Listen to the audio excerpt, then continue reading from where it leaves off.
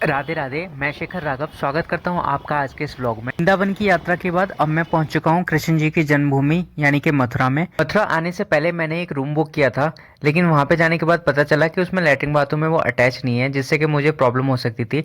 इसलिए मुझे अर्जेंटली एक दूसरा रूम तलाश करना पड़ा। मैं हूँ अभी मीना अतिथि भवन होटल में। रूम का अगर साइज देखो किचन के बराबर ही है, बट इसमें लैट्रिन बाथरूम में वो अटैच है और मुझे एक रात गुजारनी है, तो मेरे लिए काफी है। और इसका रेट भी ज्यादा नहीं है, सिर्फ 500 रुपए में एक या दो बंदे इसमें आराम से रह सकते हैं। में दर्शन के लिए ऐसी कौन कौन सी जगह हैं जहाँ पे मैं जा सकता हूँ, इसकी मुझे ज़्यादा जानकारी नहीं थी। इसलिए लिमिटेड टाइम की वजह से पहले मैं जाता हूँ कृष्ण जन्मभूमि पे, लेकिन वहाँ जाके पता चलता है कि वहाँ पे कंस्ट्रक्शन का काम हो रहा था, इसलिए मेरी बाइक है वो अंदर तक नहीं जा पाती।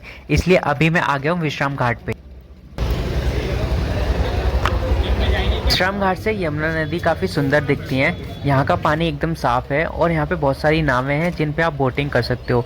मुझे भी कई सारे नाव वालों ने बुलाया बोटिंग के लिए, लेकिन सीढ़ियों की वजह से मैं नीचे नाव तक नहीं जा सकता था, इसलिए मैं आगे की तरफ बाजार की तरफ चल देता हूँ। विश्राम घाट पे लगने वाली इन दुकानों पे पूजा सामग्री, कपड़े, मसाले और बहुत सारे सामानों की दुकान है जिन्हें आप खरीद सकते हैं। और मथुरा में आए हो तो पेड़े न लो, ऐसे हो नहीं सकता। विश्राम घाट के बारे में ये मान्यता है कि जब कृष्ण जी ने कंस का वध किया था तो इसी घाट पे आके उन्होंने विश्राम किया था, इसलिए इसको विश्राम घाट बोला जाता है। अगर आप विश्राम घाट के अच्छे से दर्शन करना चाहते हो, यमुना जी में नाव पे बैठ के अच्छे से इस विश्राम घाट के दर्शन आप कर सकते हैं। घाट पे ऐसे बहुत से छोटे छोटे मंदिर हैं जिनके हम दर्शन कर सकते हैं और शाम की होने वाली आरती में हम शामिल भी हो सकते हैं। और मन की शांति के लिए ये एक बहुत अच्छी जगह है।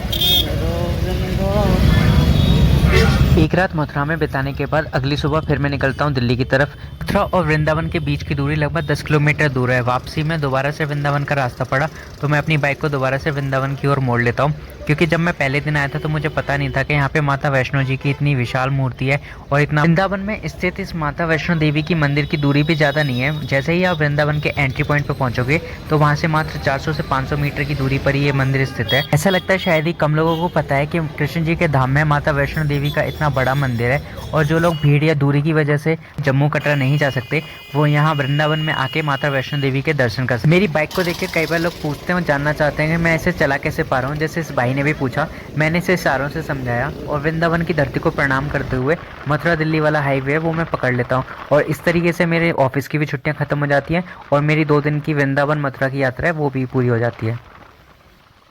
राधे राधे दोस्तों, अगर आपने ये पूरा व्लॉग देख लिया तो उसके लिए धन्यवाद। मैं बताना चाहूँगा कि मैं 2023 में मथुरा वृंदावन की यात्रा पे गया था। ये तभी की वीडियोस हैं जो मैं अभी व्लॉग में शेयर कर रहा हूँ।